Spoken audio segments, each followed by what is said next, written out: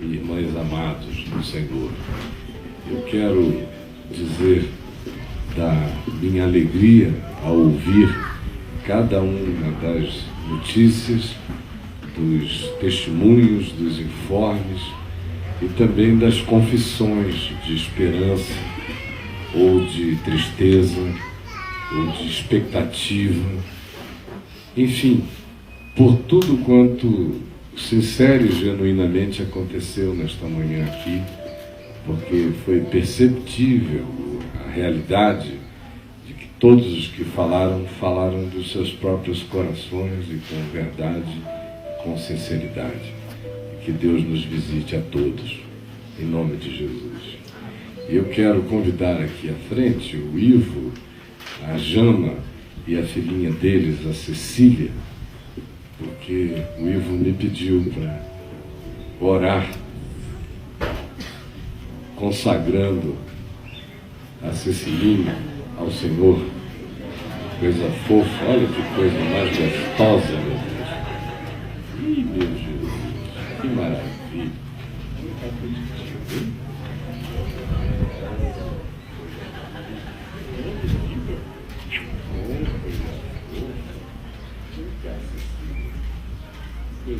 Olha esses olhos maravilhosos. Olha só, do pai, né? É muito lindo. Jesus bendito, muito obrigado por essa vidinha tão preciosa que tu criaste, que tu amaste, que tu chamaste à existência, da qual tu cuidas e cuidarás, porque ela é tua, porque ela te pertence, porque ela existe para o louvor da tua glória, porque a vida dela é vida forjada no teu amor, que se destina à realidade da compreensão infinita daquilo que tu tens revelado a nós pelo Espírito Santo, que vai crescer e crescer e crescer e crescer sem fim em nós e na Cecília, para todo sempre. Quero te pedir que tu deis ao Ivo e à Janaína toda a sabedoria, toda a graça, toda a paz para criá-la confiantemente, sem angústias, sem preocupações, sem nervosismos, mas na certeza de que ela está nas tuas mãos. Ela é tua e permite que eles, sabendo disso, sejam aqueles admoestadores em amor e, sobretudo, eles sejam alegria para ela, confiança, um porto seguro, uma âncora sólida e firme, que ela encontre sempre neles o teu peito, o teu carinho, o teu agasalho e o exemplo humano mais nítido de como de fato Deus é amor, como de fato Pai ama, Mãe ama. E se nós que somos maus assim amamos, quanto mais não amas tu, que és todo bom. Que o coraçãozinho dela cresça nessa certeza e que eles sejam muito, muito, muito felizes e alegres todos os dias das vidas deles, pelo convívio com essa criaturinha do teu amor, com essa tua filha, Senhor Jesus, pela Cecilinha. Nós te damos toda a graça e todo louvor e te adoramos em espírito e em verdade. Em teu nome, Jesus. Amém. Coisa fofa.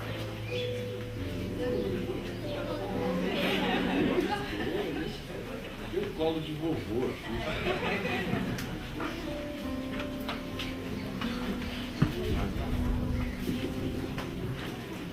Eu não quero pregar nesta manhã, deixar isto para a noite. Nós estamos num clima de falas e de confissões, e eu estava ali sentado pensando, se Paulo chegasse aqui hoje de manhã, ele certamente não ia abrir nenhum texto, ele não tinha esse hábito, não dava, não era possível, não era factível. Os rolos da lei ficavam nas sinagogas, e poucos indivíduos tinham o texto acessível consigo. ele mesmo chega a mencionar em 2 Timóteo, capítulo 4, que havia esquecido alguns rolos de livros em Troade, e pede a Timóteo que, em vindo ter com ele, os traga.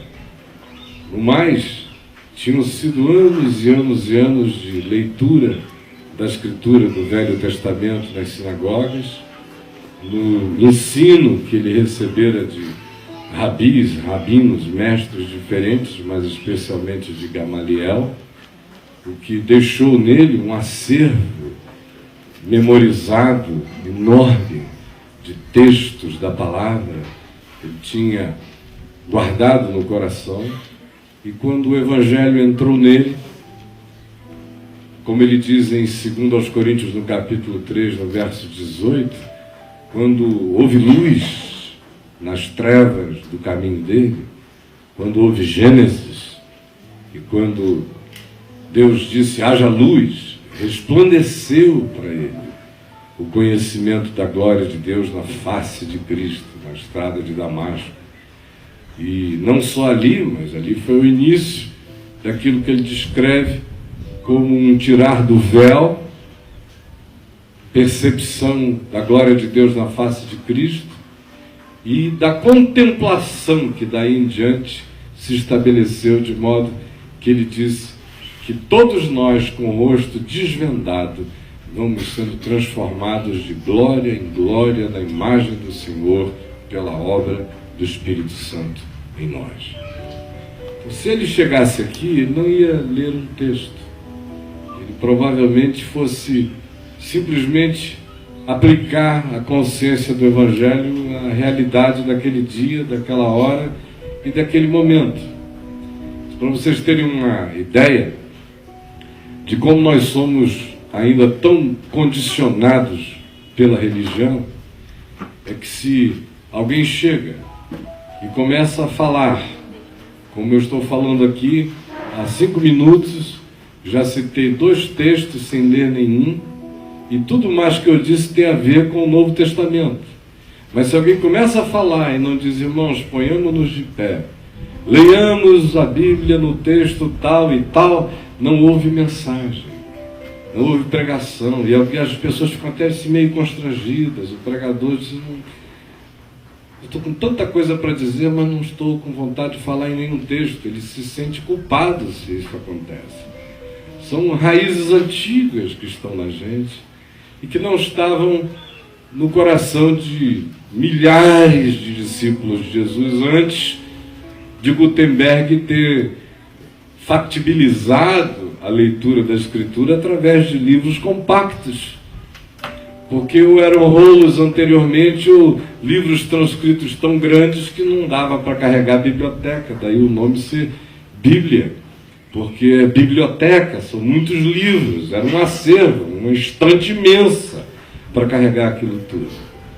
Por isso a intenção de Deus nunca foi que nós fôssemos camelos do livro, carregando o armário, mas a intenção dele tinha a ver com coisas que desde tempos imemoriais e primevos, do ponto de vista da consciência da fé, se estabelecia como algo acerca do que se afirmava, dizendo, guarda no teu coração, põe na tua testa, na tua cabeça, marca no teu braço, sela a tua força, sela a tua inteligência, sela a tua emoção, sela o teu caminhar, o teu dia a dia, o teu comportamento, com as marcas da minha palavra. Deixa que ela seja o imprimato da verdade no teu ser.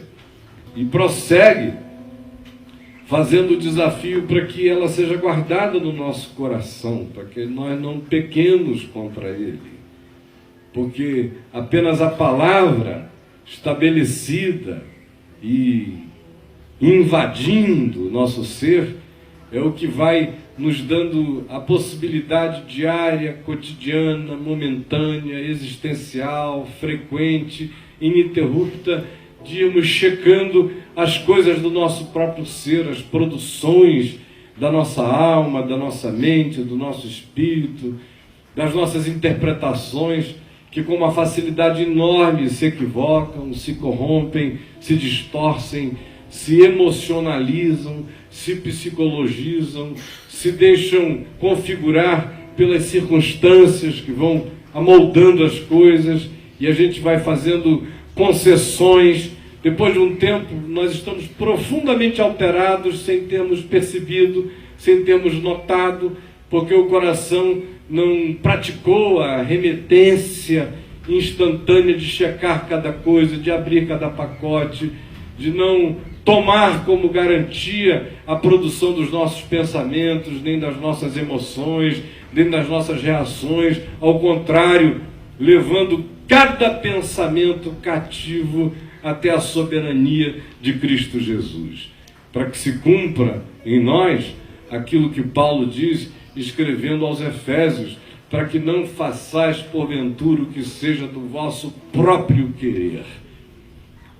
Fazer o que seja do vosso próprio querer é algo que se dissimula com uma facilidade imensa, com coisas que nós chamamos de piedosas.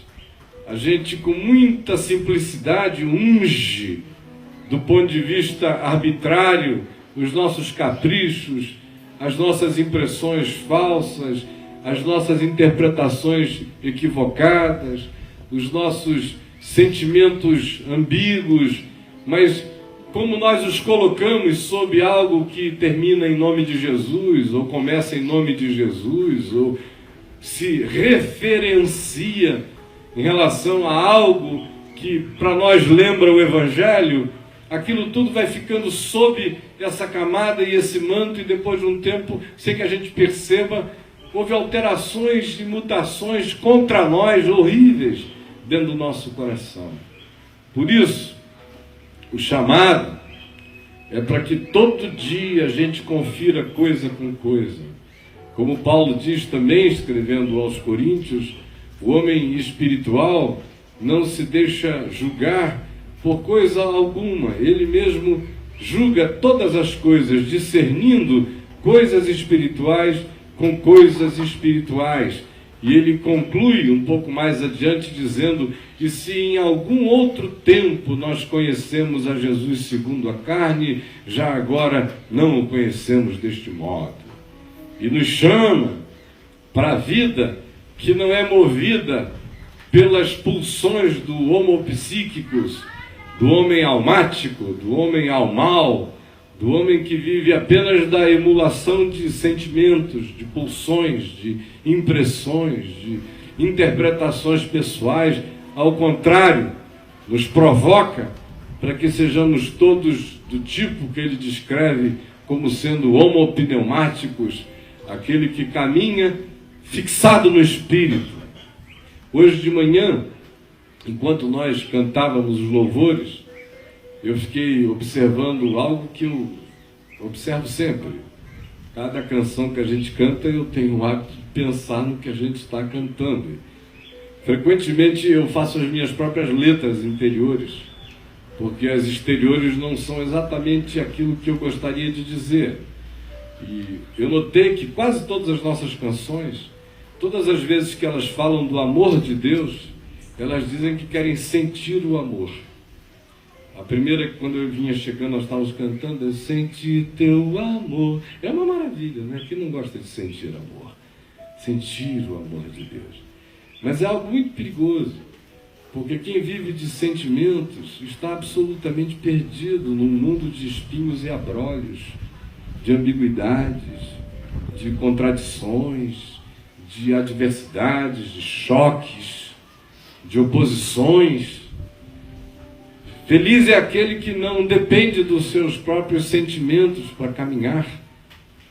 Feliz é aquele que sabe de coração que existem muitos dias em que você tem que viver exclusivamente daquilo que você sabe que é, porque não existe nenhuma emoção animando você naquela direção.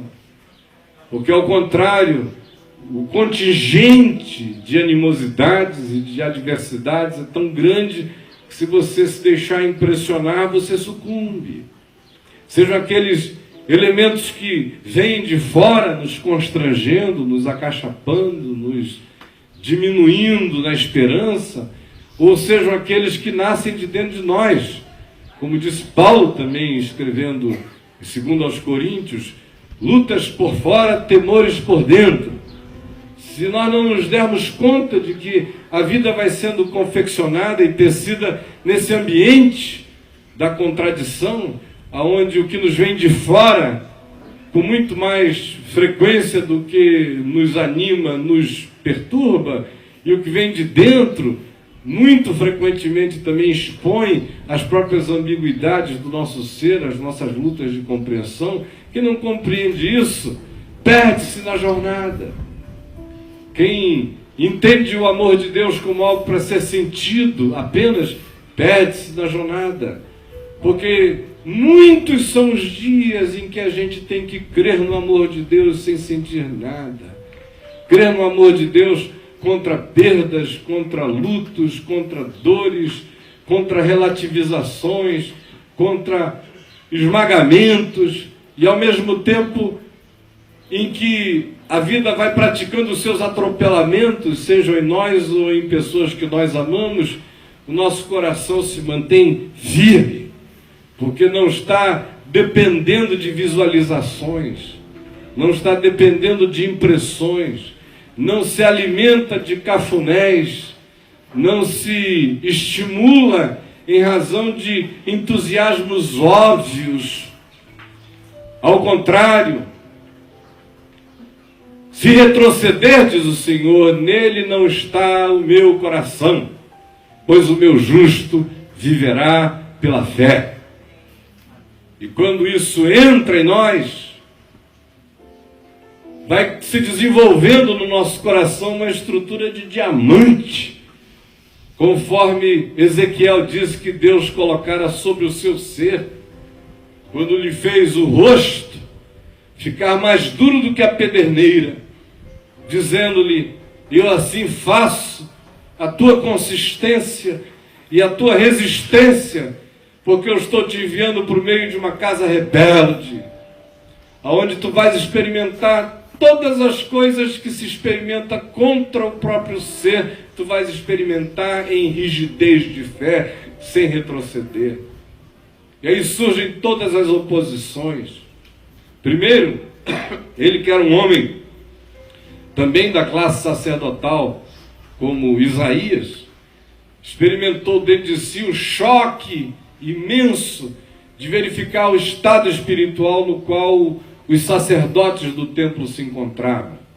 E como o Senhor o levou para as recâmaras interiores do templo de Jerusalém e lhe mostrou o que ali se praticava, as feitiçarias, as macumbas antigas, os cultos pagãos, as subserviências espirituais estranhas, as barganhas diversas, as idolatrias inconfundíveis que ele ali identificou na forma de pinturas, de declarações, de cultos a deuses distantes, como Tamuz, por ele descrito na sua profecia.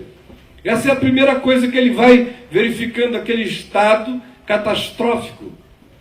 A seguir, ele começa a perceber que aquilo tudo trazia implicações com consequências terríveis para o povo, que o juízo de Deus viria.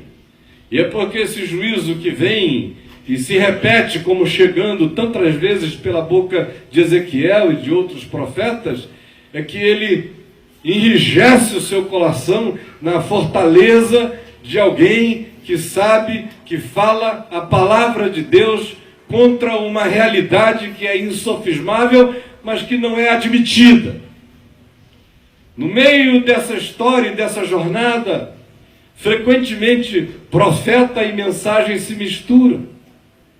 E aí Deus, como já tinha feito com tantos outros antes, e que no Velho Testamento tem em Jeremias, em Ezequiel, em Oséias, algumas das figuras que mais encarnam a mistura entre a mensagem profética e a vida profética, Ezequiel perde a esposa, por ordem de Deus. A tua esposa vai morrer, Ou como diz poeticamente o texto, eu tirarei a delícia dos teus olhos. O que nos faz ver que Ezequiel era alguém que tinha eroticidade sadia, que tinha afetividade sadia e que, apesar de ver seres viventes com olhos em todos os lugares, ele contemplava os olhos da mulher dele sem equívoco. Eu tirarei a delícia dos teus olhos. E diz, e tu não chorarás. Tu vais manter os teus olhos secos, assim como eu também. E é Deus se humanizando no processo. Vou ver a delícia dos meus olhos perecer e terei que conter a minha própria dor. E Ezequiel experimenta aquele estado forte, onde a mensagem e o mensageiro se misturam, como algo que ele vai viver para a glória de Deus, sem retroceder. E aí o exílio vem para ele, como veio para os outros, ele é levado para terras distantes, ele experimenta privações, diminuições, as circunstâncias são todas antagônicas, mas a palavra de Deus só cresce, só aumenta dentro dele. E aí chega a um ponto em que ele discerne que o grande templo que haveria de ser construído não era feito por mãos humanas. E Deus dá a ele a revelação do templo que começa pequenininho, com uma entrada de um côvado de espaço e um cubozinho pequeno. E ele diz que quando ele entra ali, ele vê outro acesso. E quando ele entra nesse acesso, ele vê um outro acesso. E à medida em que ele vai entrando, ele vai acessando ambientes interiores maiores e mais profundos. Por isso é um templo não construível por arquitetura humana. É como se você erguesse uma caixa e dentro dela coubesse o Taj Mahal. E foi por essa razão que Jesus, lá em João, no capítulo 7, no verso 37, no final, no último dia da festa dos tabernáculos, quando o sacerdote tinha acabado de sair do templo e encenado a procissão, o processional de Ezequiel, e ido com uma multidão do povo até o tanque de Siloé, que é alimentado pela fonte de Gion, nas descidas de Jerusalém, e apanhado com um cântaro, uma quantidade de água fresca e corrente, e levado em procissão outra vez até o templo, e lá chegando, derramando o vasilhame de água no altar oriental do templo de Jerusalém, para representar a esperança profética de que a profecia de Ezequiel se cumprisse, profecia que dizia que do altar do templo procederiam águas vivas que haveriam de correr pelo templo, descer pelas encostas de Jerusalém, entrar no vale de Cedron, seguir a baixada na direção de Jericó, e em Jericó cair no Jordão e ser levada no fluxo para dentro do Mar Morto. Por onde quer que ela passasse, tudo viveria, e até o Mar Morto seria revitalizado. Quando isso tudo acontece diante de Jesus, numa encenação de teatro religioso, ele espera acontecer e se põe em pé e diz a todo o povo: se alguém tem sede, venha a mim e beba, porque, como diz a Escritura, quem crer em mim, do seu interior fluirão rios de água viva. Como disse Ezequiel, eu sou o templo, eu sou esse templo que cresce para dentro, e de mim é que saem esses mananciais eternos. E aquele que crê em mim, ele diz, do seu interior saltarão, brotarão, serão ejetadas eternamente águas vivas. E João completa, anos, décadas depois, dizendo isto, ele disse com respeito ao Espírito que haveriam de receber os que nele creram. Ezequiel se apropria simbolicamente de todas essas coisas, tornando-se pela fé um indivíduo acerca de quem Jesus poderia dizer a mesma coisa que disse acerca de Abraão, quando afirmou: Abraão viu os meus dias e regozijou-se. Ezequiel viu os meus dias e regozijou-se. É esse regozijo que nasce do manancial das águas vivas, o que mantém o coração da gente firme, em pé, decidido na jornada, na caminhada, na continuidade de tudo, no não abatimento, na não entrega. Porque o que de nós e em nós nasce, brota e emana, segundo Jesus, tem fonte eterna e tem destino eterno, portanto é imorredouro, não termina e não acaba.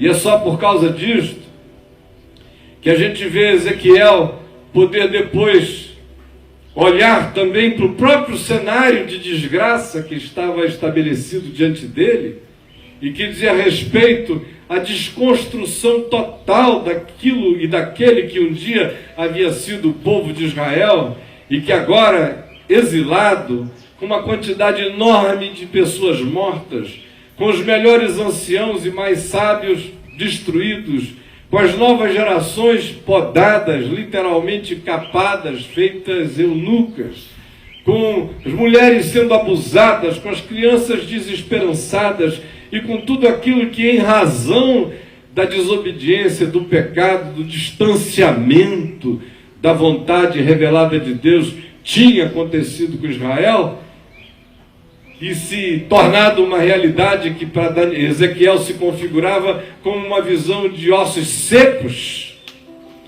de esqueletos de um holocausto, de vítimas de um descarnamento total, que os fizera não só morrerem, mas serem reduzidos à visibilidade da estrutura do que já não é, de um esqueleto sem corpo e sem espírito. E é por causa desse ânimo, é por causa daquela palavra que lhe foi dita no início: filho do homem, põe-te em pé e eu falarei contigo. Filho do homem, eis que eu coloco sobre a tua face o poder das estruturas de diamante, porque eu vou te lançar como um torpedo da verdade contra a estrutura empedernida da casa de Israel. É por causa dessa fonte eterna, dessa esperança eterna, que dá a ele o poder de experimentar as perdas mais viscerais sem perder o ânimo em Deus e nem a doçura, de enviuvar sem mágoa, de caminhar exilado e desterrado sem perder o chão, de ser, mesmo no exílio, objeto de escárnio daqueles que com ele viviam a mesma sorte ou desgraça de vida naquele momento, que ele se mantém íntegro, inteiro e completo, e agora podendo olhar para a visão do vale de ossos secos, sem ideias a dar a Deus, sem estratégias a seguir, sem projetos a oferecer, apenas oferecendo-se, sem que soubesse o que aconteceria. O que significa dizer que ele está andando pela fé. Porque Deus mesmo o leva, conforme sua descrição no texto profético em Ezequiel, que diz: e me botou no meio de um vale de ossos secos. Essa soberania de Deus que nos coloca aonde frequentemente a gente não gostaria de estar, porque a gente gostaria de fazer o que é do nosso próprio querer, do nosso próprio sonhar, do nosso próprio imaginar. Cada um de nós aqui, se pudesse, daria ideias mirabolantes a Deus de como as suas próprias existências pessoais ficariam melhoradas se Deus seguisse as nossas próprias ideias. Ezequiel, no entanto, está ali, não para fazer o que é do seu próprio querer, mas colocado por Deus no meio da desesperança. Nenhum de nós pede a Deus que nos plante no meio da desesperança. Ao contrário, a nossa oração é no sentido de que venha o seu reino, seja feita a sua vontade, assim na terra como nos céus.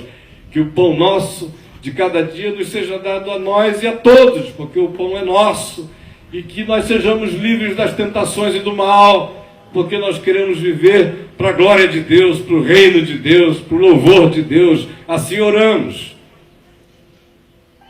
Só que nós vivemos num mundo caído, e porque vivemos num mundo caído e que se antagoniza frequentemente contra a vontade expressa e revelada de Deus, e soprada por esse mesmo vento que sopra sobre nós hoje aqui, ares oceânicos, soprada pelo vento e pelo Espírito de Deus nas consciências humanas em todo o planeta, em toda a Terra, essa mesma palavra nos coloca, porque este é um mundo caído, frequentemente no meio das situações que nós não desejávamos e não buscávamos, não almejávamos, e com elas só pensávamos na forma de pesadelos, no meio de um vale de ossos secos.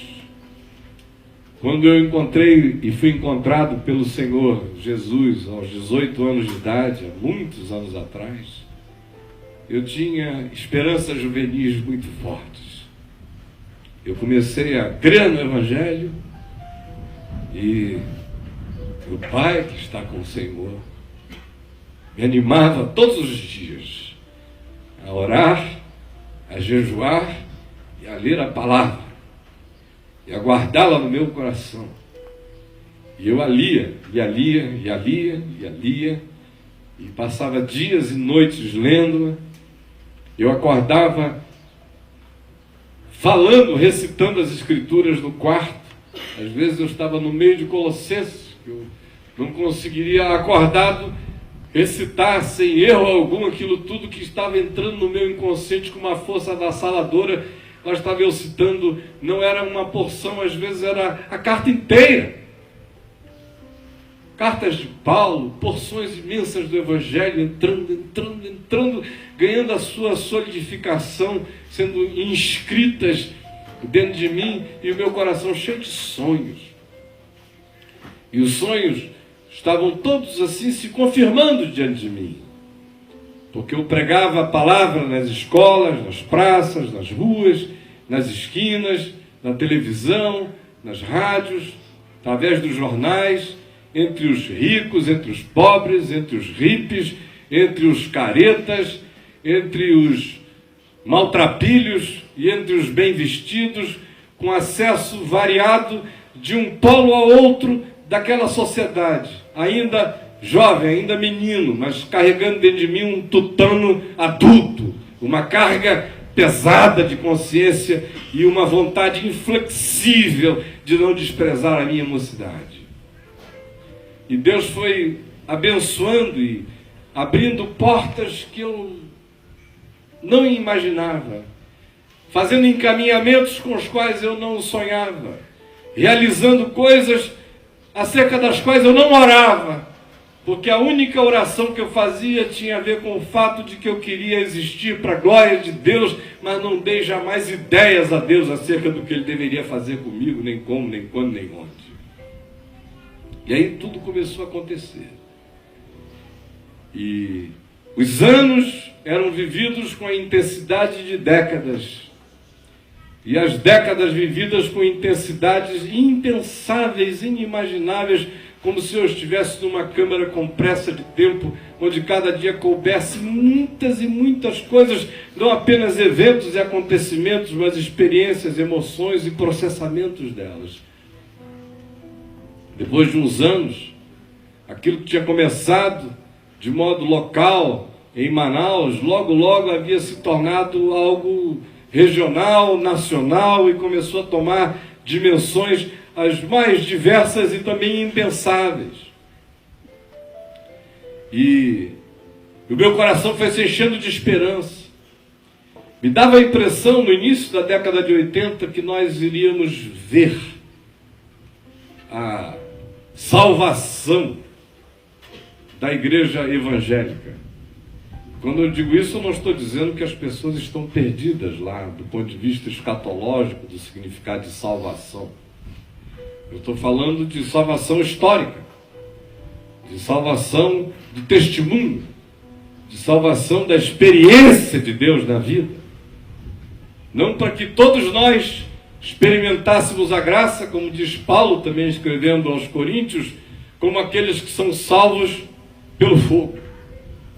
Mas ao contrário, era a esperança de que surgisse um grupo humano imenso, enorme, gigantesco, crescente, de pessoas conscientes e que amassem o Senhor e que vivessem só do Evangelho e para o Evangelho e que descartassem as bagagens e que não fossem mais camelos no deserto carregando fardos imensos que Deus não pusera sobre nenhum de nós, e que a ignorância desse lugar ao entendimento, e que a insensatez desse lugar à sabedoria, e que o exagero desse lugar ao equilíbrio, e que o misticismo desse lugar ao espírito, e que as doutrinas desse lugar à palavra, e que a missão feita como ação estratégica humana desse lugar ao mover do Espírito no coração das pessoas, e que em razão disso elas compartilhassem a palavra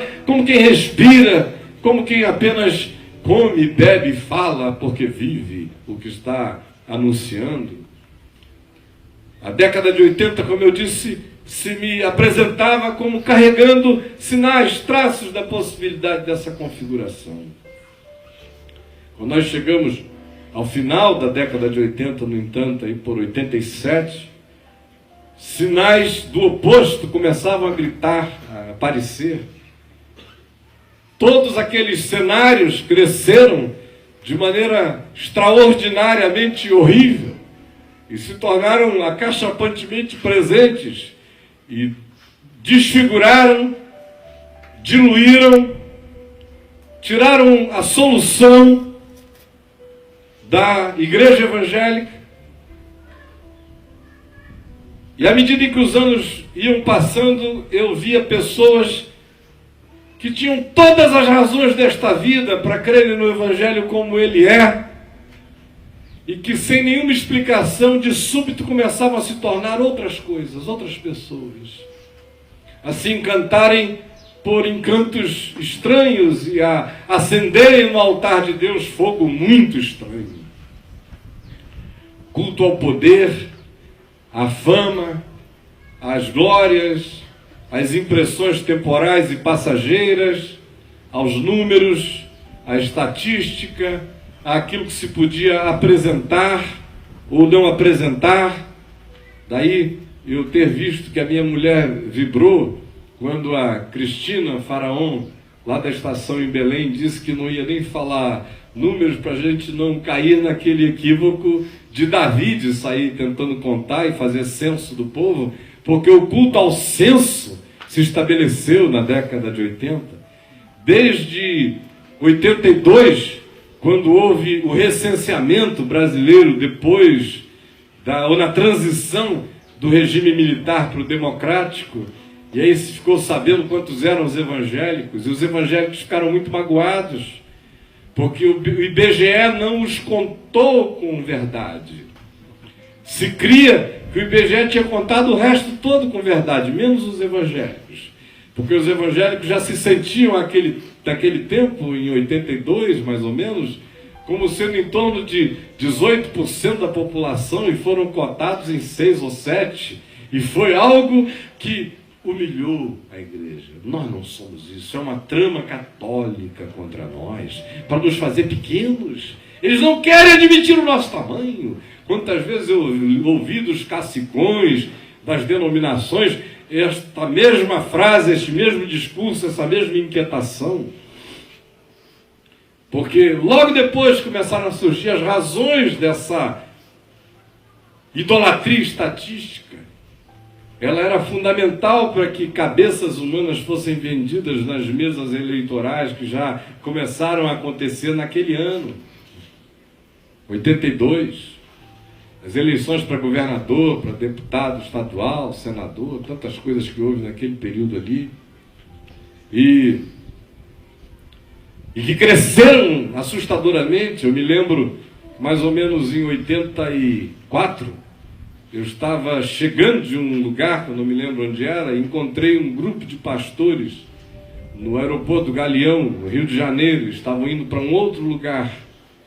E quando eu vinha chegando por trás, eles não me viram, e eu flagrei, sem querer, uma conversa de dois deles, assim, muito animada, falando sobre quanto eles iriam conseguir tirar do Moreira Franco, que era candidato ao governo do Estado, e quanto é que eles poderiam arrancar daquele homem pela negociação com as cabeças de crente, como sendo todas as cabeças de um curral que poderia ser conduzido a votar em quem eles bem entendessem. Quando eles me viram, eles ficaram pálidos.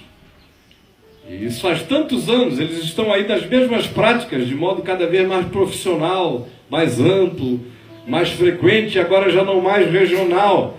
Eles conseguiram montar um esquema que beneficia os locais e regionais pelo país, mas beneficia esse sinédrio nacional que vai se apropriando dessas coisas todas. E aí eu fui assistindo dia a dia, enquanto a gente via sinais de coisas boas aqui e ali, um levante chocante de um quadro que posteriormente veio a se estabelecer quase que de modo hegemônico no nosso país. E na década de 90 isso se configurou com características que se exacerbaram até ganharem os formatos que a gente vê entre nós. E a angústia que me batia no coração então tinha a ver com a certeza que eu possuía quanto ao fato de que aquele caminho era um caminho de morte, que aquele caminho era um caminho de negação do Evangelho e que haveria de desfigurar de tal modo a igreja evangélica a ponto de que, historicamente falando, ela iria necessitar para o seu próprio bem, para a sua própria salvação, de rupturas lúcidas e conscientes, porque do jeito em que as coisas estavam, elas não poderiam continuar, porque quem quer que ficasse dentro daquele barco, silente, calado, estaria se acumpliciando com coisas equivalentes ao que se fazia na recâmara interior do templo nos dias de Ezequiel, onde a macumba estava instalada atrás do altar do templo. Só que no meio disso tudo, o coração já triste, cansado e desesperançado, queria, no entanto, ainda se debater e lutar contra aquele fluxo, contra aquela pororoca poderosa que estava vindo, empurrada por um oceano de mentiras e de enganos, enfiadas no que restava de artéria de vida da igreja, que foi infartando o corpo todo. Aí surgiu, como iniciativa proposta por nós e por alguns outros que a mim se associaram naquele processo, mas muito especialmente do ponto de vista financeiro, de divulgação, de suporte, de tudo mais, bancada pela Vinde, com dinheiro e meios e recursos que a Vinde tinha, surgiu a Associação Evangélica Brasileira. E era o estribucho do rabo da lagartixa do que me dizia a respeito. Eram assim os estertores de uma esperança que estava falindo. Era a última tentativa de ver se alguma coisa mudava aquele cenário. E efetivamente não foi mudado, porque o poder que se constituíra do lado de lá também se manifestava como força econômica poderosa e saiu comprando os que compravam, saiu corrompendo os que corrompiam, de modo que os corruptores foram 2 vezes corrompidos e levados de roldão para o outro lado. E eu me recordo que no ano de 84, literalmente, humanamente falando, eu joguei a minha última cartada, porque àquela altura o meu próprio coração estava se desesperançando.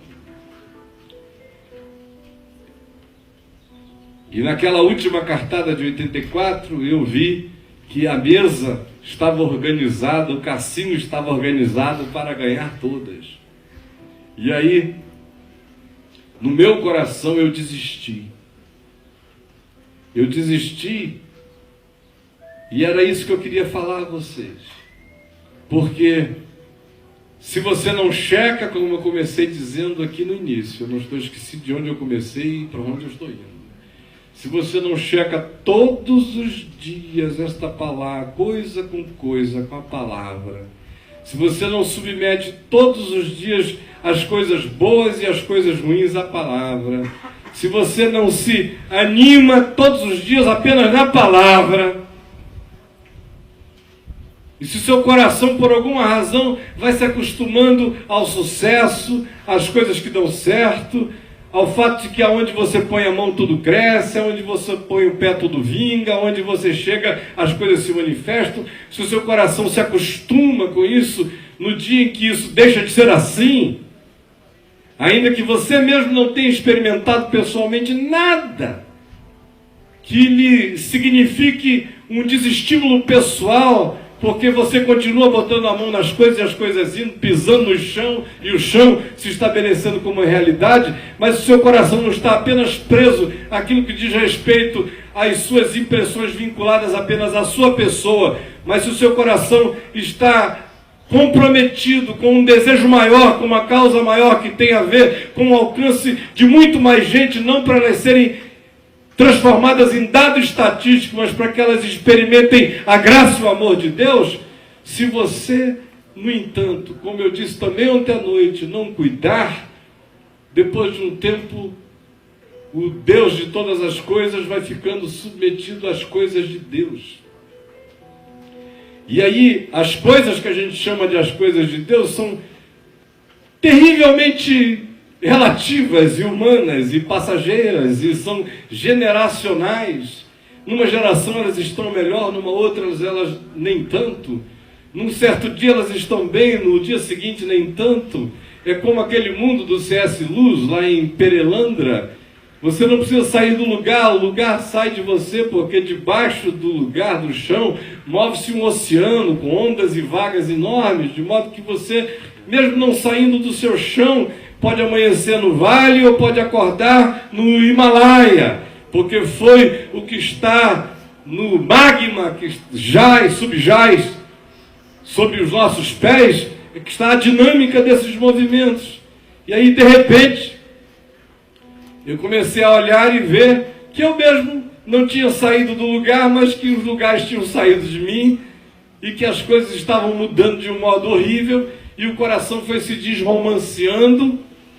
E nesse desromancear do coração, sutil, lenta e gradativamente, eu comecei a olhar e a interpretar a vida com os mesmos dados e com as mesmas categorias que eu repudiava e que dentro de mim eu não admitia que estavam já presentes em mim.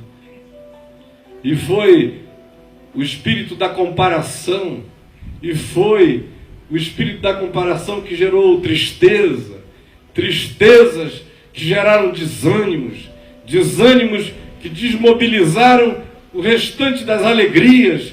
E aí, de repente, você se acorda um dia e olha para tudo mais que está em volta e vê só fenômeno. Fenômeno humano, sociológico, antropológico, psicossocial, fenomenologia. Porque o coração já não está mais animado todos os dias pela fonte única e eterna e acabou se equivocando no caminho e bebendo também do poço das ilusões, como diz Isaías, dos mananciais de águas rotas e mananciais rotos e de águas rasas e não salutáveis para o ser. E aí os processos de cansaço e de desistência se instalam e o coração vai se abatendo e depois de um tempo as suas únicas certezas dizem respeito a você mesmo com Deus, porque você já não tem mais certeza nenhuma acerca de nada, acerca do significado da sua própria existência em relação ao todo. E muitos de vocês têm experimentado isto aqui, ou vinham experimentando com muita intensidade e ainda experimentam. Quando olham em volta e não conhecem irmãos, ouvem saudações como a paz do Senhor e elas significam menos do que um bom dia bem dado pelo vizinho. E aí você recebe beijos que não beijam, abraços que não acolhem, carinhos que não afagam, fraternidades que não irmanam. E o coração vai cansando, especialmente se ele tem vontade de comer sinceramente algo bom e verdadeiro. E aí, depois de um tempo, você mesmo, sem notar, fez, não do mesmo modo que os outros, mas ao seu próprio modo, uma viagem parecida. Ainda que proclamando a antítese, ainda que declarando o oposto, ainda que existindo contra aquilo. Foi por isso que eu disse ontem à noite que não nos serve existir contra nada, como foi o caso de Jonas.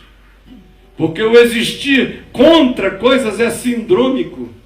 Ele vai gerando em nós um amontoado de sistemas que vão se conectar para fazer um mal horroroso à nossa própria existência. Aí quando eu percebi, eu já não podia dizer acerca do meu ministério aquilo que anos e anos antes eu dizia com a maior tranquilidade e que tinha a ver com a oração de Abacuque. Ainda que a figueira não floresce e nem há fruto na vide e o produto da oliveira mente e os campos não produzem mantimento e nos currais não haja gado, todavia eu me alegro no Senhor, no Deus da minha salvação.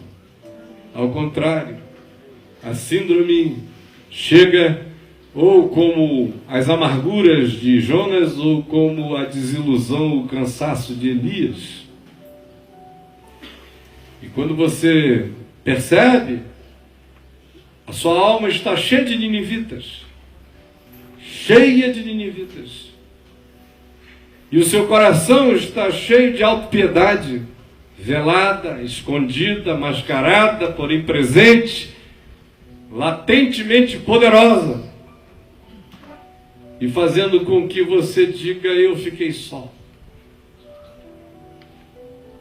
E mesmo que Deus diga a você a 7.000 que não dobraram os joelhos, é muito pouco, você pensa.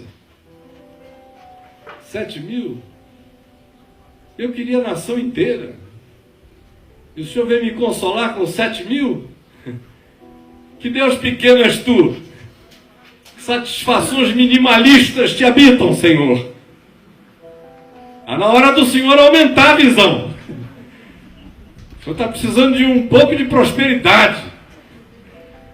Ele fica me consolando com brinquedos de criança, com consolações mínimas. Quase que Elias disse: olha bem para mim, vê se eu sou um homem de 7.000. 7.000 é um evento para mim, pequeno. Estou querendo muito mais. E Deus entra na via oposta. O consola sem o ensoberbecer. O consola sem superlativizações. Apenas dizendo: o que tu fazes aqui, Elias? E houve aquela choradeira toda. Como ele tinha sido zeloso a vida inteira do Senhor, Deus de Israel. De como ele se dera com toda a sua vontade. Mas que agora, o que ele via era um Acabe corrompido por uma mulher enlouquecida, ensandecida, comprometida até as vísceras com a antítese daquilo que era a realidade revelada do Deus de Israel. E viu na sua própria geração milhares de gente boa de Deus serem eliminadas, ou caladas, ou amortecidas. E vira a prevalência esmagadora dos sacerdotes estrangeiros no país, corrompendo com o mover de Baal a consciência do povo. E mesmo tendo acabado de matar 400 sacerdotes de Baal e 450 sacerdotes do poste ídolo, ainda assim em tendo ouvido que Jezabel desejava se vingar dele, ele vai se refugiar no Monte Horebe, a centenas de quilômetros de distância do Monte Carmelo, para dizer: eu fiquei só. E o interessante é que ele andou para aquele lugar por ele mesmo. E o interessante é que no início da jornada ele estava contente. O Elias que partiu do Monte Carmelo para o Monte Horebe é um homem que partiu tão contente que não podia ter chegado no estado em que chegou e que ficou depois. Porque foi após ele saber que a nuvem que se levantava como uma mão sobre o mar Mediterrâneo estava chegando e iria se transformar em chuva abundante depois de 3 anos e 6 meses, é que ele manda recados a Acabe que se prepare porque vem chuva sobre a terra, e o texto diz que, possuído pelo Espírito de Deus, ele correu quilômetros e quilômetros. E aí depois, essa corrida que começa como uma maratona de alegria, vai se transformando numa outra coisa, num outro processo. Esse homem que parte de uma referência de vitória no Monte Carmelo, corre com alegrias extraordinárias do Espírito de Deus, e à medida em que o tempo vai passando numa jornada que ele mesmo não consegue saber qual é o significado dela, o cansaço vai se abatendo, e ele chega, enfim, depois ao Monte Carmelo, mais de 600 quilômetros adiante. Num buraco que foi se instalando na alma dele existencialmente, e por isso é o buraco que ele encontra quando chega no Monte Horebe, para dizer: eu estou só. Eu tenho servido e sido zeloso para contigo, mas agora eu fiquei só, porque mataram os teus profetas, derribaram o teu altar, e eu fiquei só. E o Senhor lhe diz: que é isto, Elias? O que você está fazendo aqui? Sai daqui. Porque eu vou te animar não com terremotos, nem com fogo poderoso que cai do céu, nem com tempestades do meu poder. Tu vais conhecer agora a realidade do meu poder, não como a experiência do fogo impactante, mas de um cicio suave, que vai revelar a ti o significado íntimo da minha presença. E tu vais sair daqui, e tu vais ungir algumas pessoas para algumas tarefas. Inclusive vais encontrar Eliseu e vais ungí-lo profeta em teu lugar. Tu segues os teus dias, faze conforme eu estou te falando. E o que acontece é que Elias sai dali, encontra Eliseu, e a gente lê virando uma página, 2 ou 3, ou 4 ou 5, porque há um interregno entre o encontro de Elias com Eliseu e depois o que se vem a falar sobre Elias outra vez, há narrativas sobre acontecimentos internos de Israel, de modo que a gente secciona aquilo tudo e dá a impressão de que Elias recebeu essa palavra e um tempo depois foi levado aos céus e Eliseu ficou no lugar dele porque ele estava muito cansado. Mas não foi nada disso. Se você for ler com acuidade, você vai ver que anos se passaram entre aquela experiência da gruta e aquela outra das carruagens de fogo, nas quais Elias é levado no redemoinho para a presença de Deus. Ele teve que ficar na terra vários outros anos, ensinando Eliseu, caminhando com ele, sem nenhuma reunião de celebração no Monte Carmelo, sem nenhuma bandeira içada com um mastro de vitória, mas agora profundamente pacificado pela certeza da invencibilidade da verdade de Deus na história ou em qualquer outra dimensão. De modo que o Elias mais significativo para mim não é aquele que, em sendo visto pelo rei Acabe, é saudado de maneira irônica, mediante a fala que diz: és tu, outra vez, ó perturbador de Israel. Nem o Elias que faz descer fogo do céu, mas o que aprende o convívio, a experiência, a presença e a realidade de Deus no silêncio da história, forjando no coração de um outro algo que haveria de se manifestar com qualificações 2 vezes maiores, conforme o pedido de Eliseu, quando Elias ia sendo arrebatado ou iria ser arrebatado. Eu quero que me toque porção dobrada do teu espírito. E Elias lhe diz: assim será contigo se tu me vires quando eu subir aos céus. Você vai ter que andar essa jornada até o fim. Para ti e comigo ela só para quando eu partir. Se você vir esse processo inteiro, essa coisa vai voltar dobrada sobre você. Voltando a mim, no ano de 94, o coração se desromanceou e eu comecei a entrar naquela gruta. E no início dizendo: eu estou só, e depois começando a dizer: mas só que nada. Por que eu vou me sentir só? Me sentir só para quê? Aí o coração vai cansando. E você consegue pregar tudo o que precisa ser pregado nesse estado. E você consegue dizer todas as coisas verdadeiras também nesse estado. E você consegue viver de modo que ninguém jamais possa lhe acusar de ter corrompido a mensagem do Evangelho neste estado.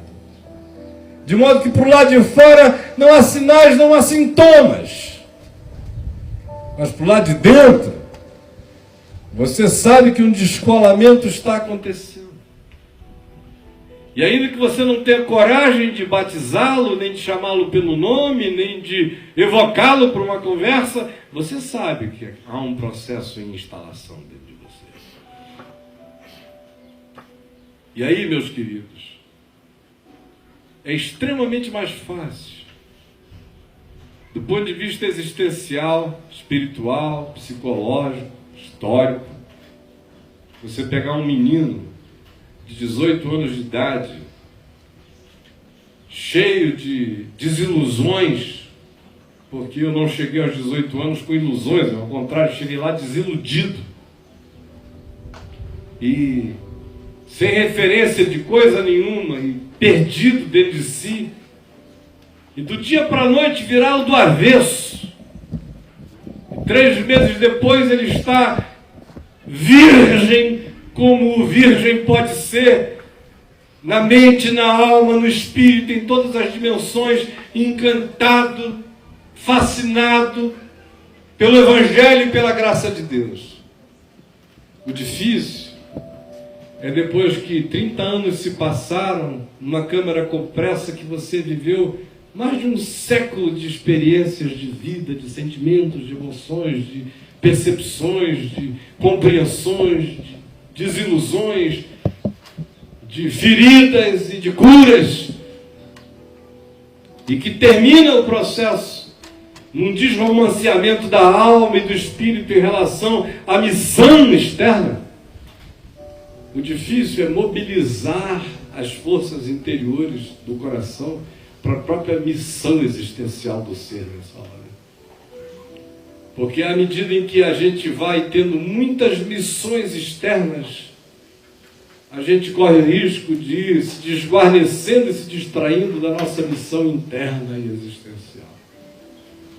E à medida em que o reino de Deus vai se transformando numa categoria visualizada na forma de conversões, na forma de adesões, na forma de expressão físico-histórica, de pessoas, de grupos, de multidões, de nações que vão se inclinando ou não na direção do Evangelho, na medida em que essa categoria vai se exteriorizando cada vez mais, O que acontece é que a dimensão invisível, existencial, interna do reino vai falindo dentro de você sem que você perceba, porque você está tão ocupado com as causas do reino exteriores ao seu coração. E aí, remobilizar esse contingente, só obra de um Pentecoste elevado, eu não sei a que potência. Todos nós nos queixamos de como é difícil ver crente emocionado, apaixonado, ouvindo, por exemplo, o que eu estou dizendo aqui, com o coração quente. Essa mesma fala que eu estou fazendo aqui, se eu estivesse fazendo em qualquer outro lugar, num bar, vocês podem ter certeza que haveria uma quantidade enorme de gente chorando há muito tempo, quebrantada, quase que não aguentando mais, dizendo, deixa eu ir aí que eu estou querendo isso para mim também. Publicanos, meretrizes e pecadores são maravilhosos. Eles ouvem a palavra e quando a palavra bate neles, eles reagem. Mas os espíritos que foram fariseificados, saduceizados, que foram transformados em cavaleiros templários das causas externas, dos santos graus externos a nós, quando se desromanciam, a coisa mais difícil que tem é remobilizá-los. De modo que eu estou aqui para concluir dizendo aquilo acerca do que eu comecei falando. Eu disse que nós falávamos muito de sentir amor, de sensações, de sentimentos, mas que o justo vive pela fé. Esse reinício de jornada, em geral, acontece de modo totalmente desemocionalizado.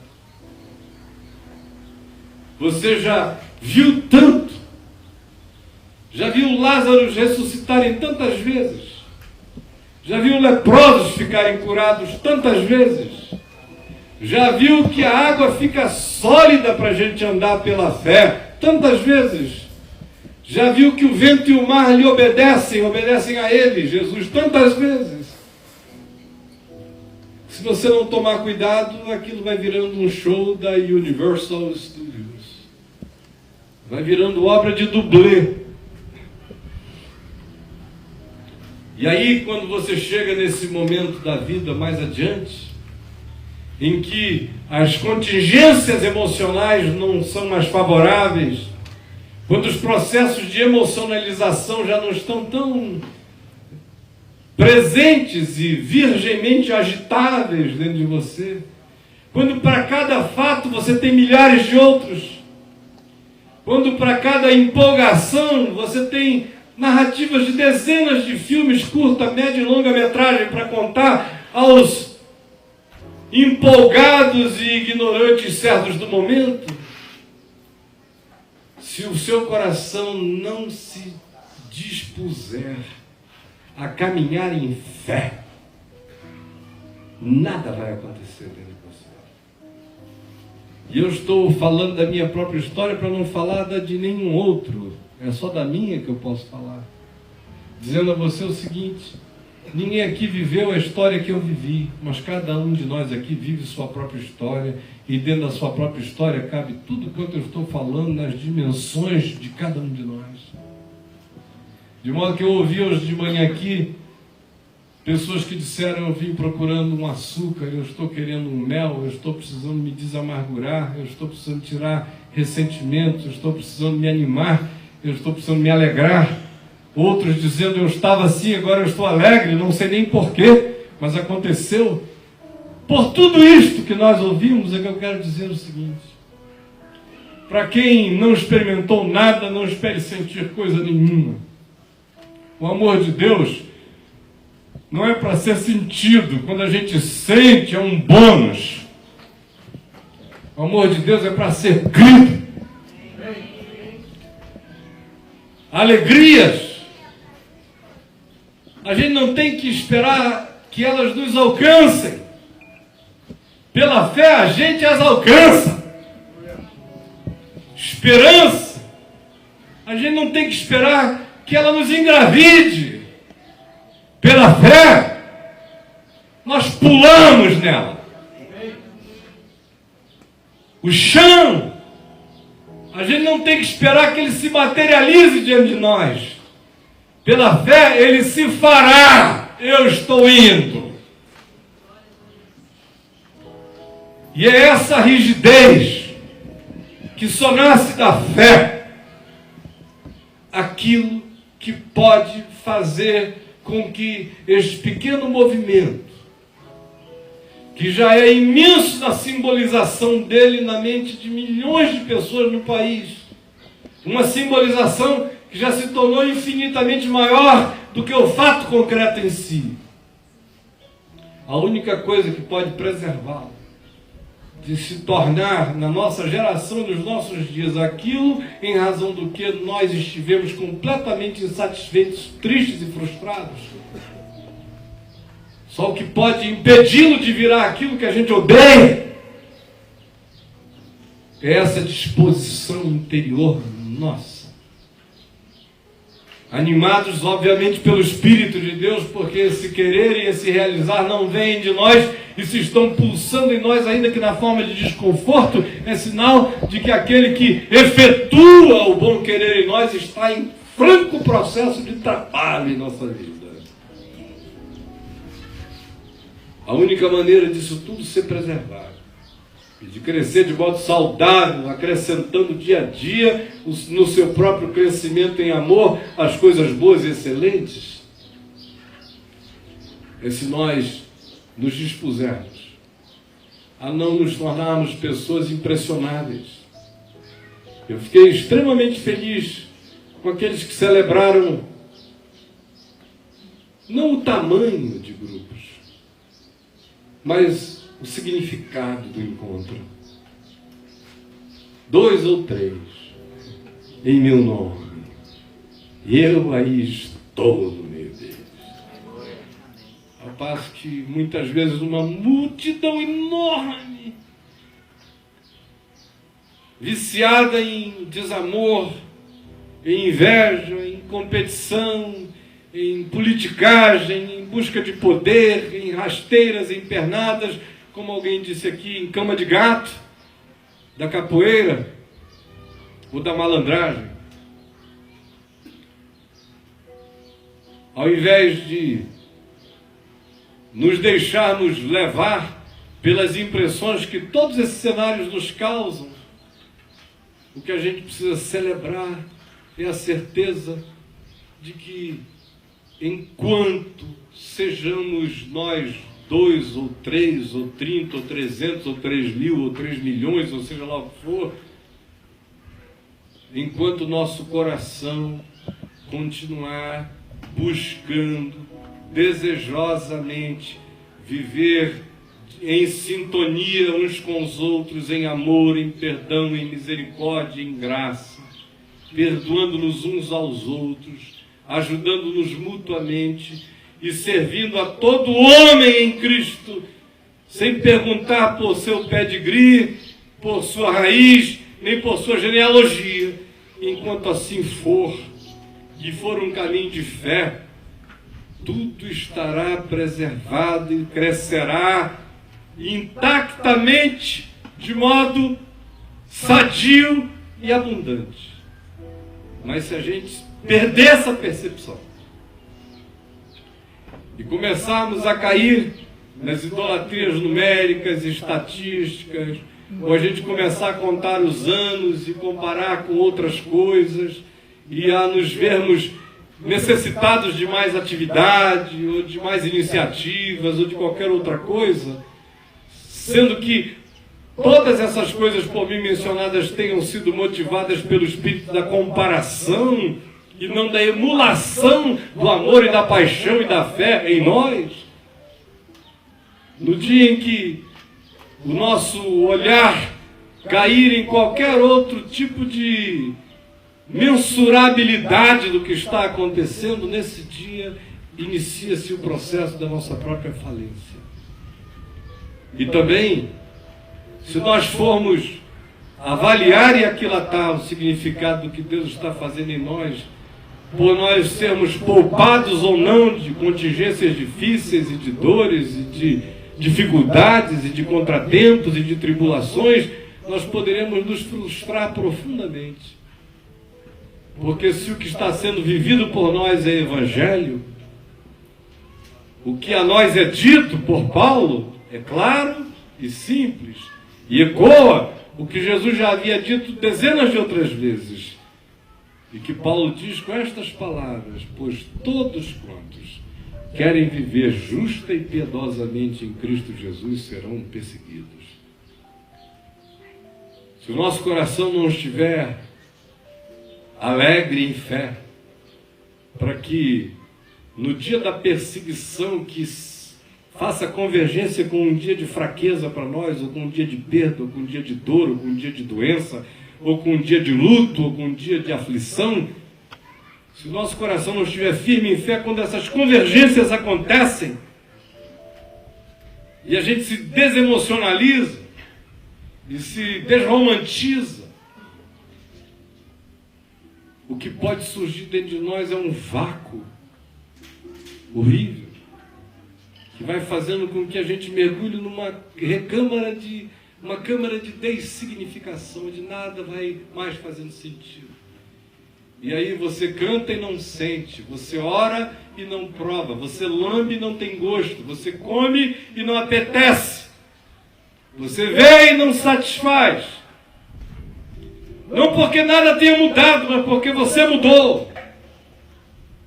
A única garantia de que a minha mutação será para o bem, será para a frente, será para o alto e será para melhor, é se eu for de fé em fé, de fé em fé, de fé em fé. Porque o justo sempre, em qualquer geração e em qualquer tempo, há de viver apenas pela fé. Então hoje, eu quero concluir apenas dizendo o seguinte: há coisas muito lindas de Deus acontecendo entre nós. E elas vão acontecer em muito maior quantidade. Vão prorromper daqui a uns dias. Por exemplo, quem foi que... foi a baixinha que pediu para... a Magna, que pediu para que quem quer que tivesse contatos na Paraíba passasse os contatos para Cecília, né? Cadê Cecília? É simples, a gente põe lá no site isso. Começa a vir gente, tudo que é lugar da Paraíba, lá para você. Começam a se encaminhar. Na Holanda, tem um monte de gente que escreve da Holanda. Gente que crê no Evangelho que está só lá na Holanda.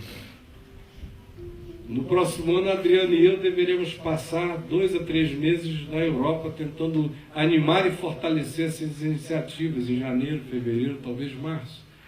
Na Inglaterra, Holanda, Portugal, Alemanha, talvez Itália, animando esses grupos. Como também no meu coração existe uma crescente vontade de que a gente leve a sério o significado do que Jesus disse quando afirmou: permanecei na cidade até que do alto sejais revestidos de poder, e a seguir orientando-os para que pregassem o Evangelho em Jerusalém, em toda a Judéia e Samaria, até os confins da terra. Nós somos os dos confins da terra. Aqui onde a gente está. Não no Ceará, qualquer outro lugar fora Jerusalém, Judéia e Samaria é o confim da terra. E eu não consigo aceitar, cada vez menos eu consigo aceitar o fato de que, do ponto de vista geográfico, histórico e simbólico, nos últimos séculos, especialmente entre os cristãos, se tenha abandonado tão drasticamente, exceto para fazer turismo, o povo de Israel e a cidade de Jerusalém. De modo que dia a dia cresce dentro de mim um desejo de voltar a fazer isso, não como quem vai lá para mostrar lugares interessantes para o povo, mas para pregar aos que vivem lá, o Evangelho de Jesus. Porque aquilo que ele disse continua vigente. E Constantino não mudou Jerusalém para Roma. E nem Lutero para a Alemanha. E nem Billy Graham para a América. Porque conquanto nenhum desses lugares sejam lugares onde se deva adorar a Deus, porque Deus é Espírito, importa que os seus adoradores o adorem em Espírito e em verdade, esses lugares continuam a existir no tempo, no espaço e na história, com gente que precisa da experiência de, seja em Jerusalém, na Judéia, em Samaria ou no Ceará, adorarem a Deus em Espírito e em verdade. Os anos que vêm, eu tenho certeza que eles vêm carregados de significados muito especiais. No entanto, eles virão também carregados de muita oposição, de muita dificuldade. O que se requer de nós é que tudo aquilo que nos vier como sentimento bom seja curtido com toda a intensidade. Mas que em momento algum nós transformemos a nossa relação com Deus em algo que depende do poder de emoções ou de sensações ou de adulações da vida e da história em nosso favor, porque com isso nós não podemos contar. A minha oração hoje aqui terminando é que no coração de cada um de nós tenha sido plantada essa semente de um vigor de fé, que se alimente pela leitura da palavra, pela internalização dela, por carregá-la no peito e no coração, de tal modo que a gente termine agora como nós começamos dizendo, que se Paulo entrasse aqui hoje de manhã, ele não teria aberto nenhum texto da Bíblia, mas teria apenas falado a palavra o tempo todo, porque ela estava repleta dentro dele.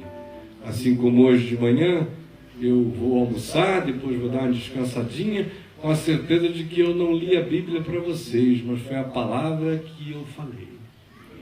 Porque ela não precisa ser aberta como páginas de um livro, desde que ela seja aberta como verdade inscrita em nós. E a única realidade que pode nos firmar todos os dias é essa, na revitalização da palavra do Evangelho em nós, por uma prática diária de meditação, de oração, de internalização e de pregação. Porque na medida em que também a gente vai pregando a palavra vai sendo pregada em nós. E quanto mais você vai ganhando coragem para ousar anunciá-la, mais ela se anuncia a você. E quanto mais você se compromete, física, pública, visível e historicamente com ela, mais ela se afinca em você. Quanto mais você já não tem mais volta, mais para diante será o seu caminho. A certeza de que eu tenho um caminho é a certeza de que eu não tenho retrocesso. Quereis vós também deixar-me? Perguntou Jesus a Pedro e aos demais.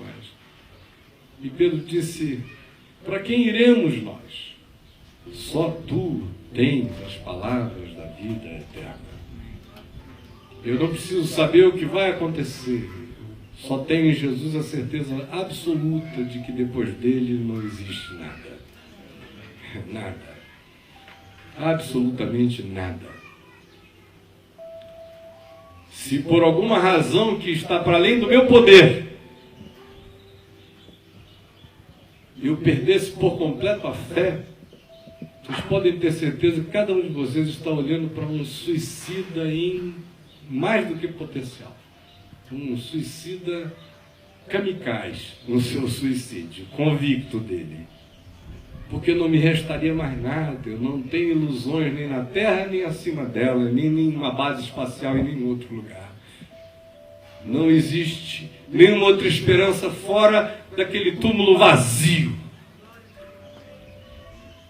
Não existe nenhuma rocha além daquela que se estabeleceu como rocha invisível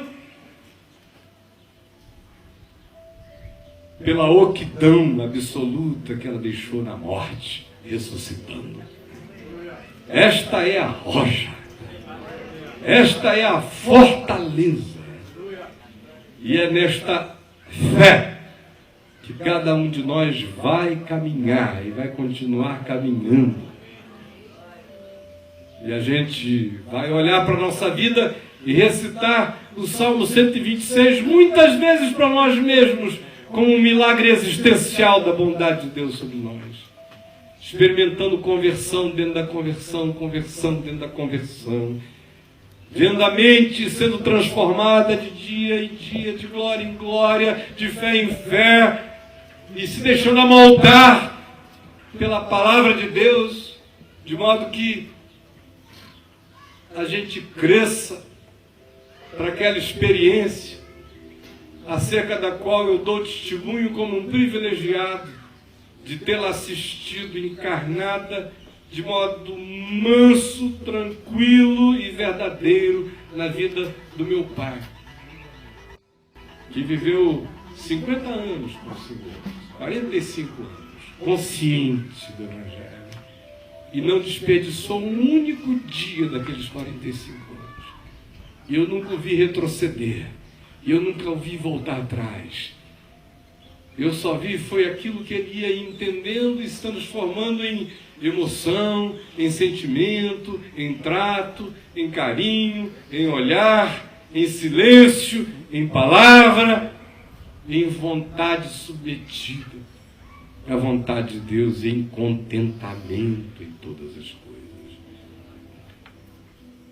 É verdade, minha gente. É verdade. Não existe, e é verdade, não existe entre os homens, e nenhum de nós tem o poder de produzir. O caminho da graça que a gente pode produzir é aquele que não vale a pena. É aquele que a gente pode fazer só com as nossas atividades. O que vale a pena é aquele que a gente não pode produzir, a gente só pode se entregar a ele. E acontece dentro de nós, é a obra livre do Espírito de Deus. E eu dizia, minha oração hoje, concluindo aqui, é que cada um de nós se sinta como quem encontrou Jesus, e de fato nós o encontramos no Espírito nesta manhã. E nos deixemos animar por Ele, que nos diz, agora quanto a ti, vem e segue-me. Não importa se o teu caminho é diferente do teu irmão. Quanto a ti, vem e segue-me, porque eu vou fazer de ti o que tu não podes imaginar. Ainda que seja na tua fraqueza, tu vais dar fruto, ainda que seja na tua velhice. Tu vais dar todos os dias da tua vida. E cada um de nós aqui fica com aquela vontade imensa de ver a palavra do Evangelho deixar de ser apenas objeto de cerebração ou de pensamento. E que ele venha se transformar em conteúdo existencial, psicológico, comportamental, que ele afete toda a nossa existência, sobretudo que ele gere em nós e geste em nós essa nova criação que está já surgida e nascida em nós, de tal modo todos os dias da nossa vida sejam dias úteis e que nenhum de nós encontre feriados para a graça de Deus. Que ela trabalhe todo dia em nós e que nosso coração tenha aquela disposição de dizer, eu tenho uma comida para comer e ela consiste em fazer a vontade do meu Pai. Eu tenho uma comida para comer e ela consiste em que eu faça a vontade do meu Pai. Vamos orar todos nós juntos. Vamos ficar em pé, que a gente descansa também. E ontem à noite eu tinha mandado um beijo para o Elias lá em Atibaia e ele não ouviu porque não estava sendo transmitido. Mas hoje de manhã, ontem à noite depois foi, e hoje de manhã está sendo. Tudo que vocês falaram aqui, nas histórias que vocês contaram, estava direto na rádio do site, de modo que quem não estava aqui ouviu o testemunho de cada um de vocês também. E ninguém tem do que se vergonhar, né? Eu espero. No que falou. Você vai voltar para casa, vai ter gente dizendo, você... Quando o Fonseca começou a falar, eu digo, meu Deus, vai ter gente lá em Goiânia perguntando, escuta, você me categoriza entre os evangélicos, os não evangélicos e os que não sabem o que são. Vamos orar juntos. Paizinho amado, obrigado pela palavra da vida e obrigado porque o vento sopra onde quer. E obrigado porque assim é todo aquele que é nascido do Espírito. Não sabe de onde vem nem para onde vai. Está nas tuas mãos. Não exerce nenhum controle sobre si mesmo, exceto aquele controle que tu nos mandas exercermos contra os caprichos do nosso querido. No mais, foi-se o tempo que nós sabíamos de onde estávamos vindo e para onde estávamos indo. Nossa grande alegria hoje é de fato te servirmos hoje. Com tudo que hoje tem, com tudo que hoje somos. E cada um outro dia que vier será hoje também. E em cada novo dia hoje nós queremos te servir como agora. Fortalece o nosso coração nessa disposição. Coloca dentro de nós vigores que nós não temos.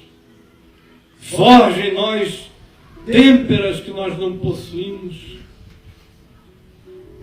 Coloca-nos no cadinho do teu amor e da tua misericórdia. Acrisola-nos com tua graça, com o fogo da tua verdade. Queima em nós toda a palha, tudo aquilo que perece, e vai deixando dentro de nós todos os dias as coisas que se renovam para a eternidade. E obrigado porque não há mais retorno. E obrigado porque não é mais possível ver a vida de outro modo. E obrigado porque nós ficamos encurralados. Obrigado porque estamos perdidos na tua salvação. E obrigado porque nós só queremos ser achados em ti todos os dias, sem nenhuma autodeterminação que prevaleça. Ao contrário, com aquela disposição interior de nos curvarmos te dando glória. Anima o nosso coração para vivermos o Evangelho como um benefício para a nossa vida, como boa nova para nós, para os nossos e para todos os homens. Coloca no nosso coração aquela vontade de comer a palavra e crer na palavra. E coloca também em nós a disposição de vivermos e pregarmos a palavra. E nós pedimos que tu acrescentes dia a dia aqueles que tu mesmo vás trazendo. Aqueles que vão ouvindo a tua voz e não vão resistindo a ela, que tu os tragas. E obrigado porque nenhum de nós tem a prerrogativa de controlar nada. Obrigado por essa santa impotência. Obrigado por essa fraqueza maravilhosa. E obrigado porque és tu que nos pões no meio do vale de ossos secos. E és tu que nos deixas ver à volta. E és tu que nos perguntas, filho do homem, acaso podem reviver estes ossos? Para que nós agora apenas digamos, Senhor Deus, tu sabes, tu sabes, tu sabes. E se tu nos mandas, que profetizemos a tua palavra. Que evoquemos, que o osso se junte a osso, que sobre eles surjam tendões e nervos, e carne, e sangue, e gordura, e pele, e face, e corpo. E que todos se ponham em pé, como uma multidão vivente, para o louvor da tua glória. Derrama o rio da vida. e faze com que, por onde quer que ele passe, até o mar morto se converta aos enxames de vida, que até o mar morto se transforme num viveiro. Faz isso no nosso interior e faz isso no nosso caminho e aonde quer que tu nos leves. Dá que ninguém aqui fique intimidado, mas que cada um se revigore na ousadia no Espírito e na humildade em amor e em serviço. Em nome de Jesus, pro louvor da tua glória. Amém.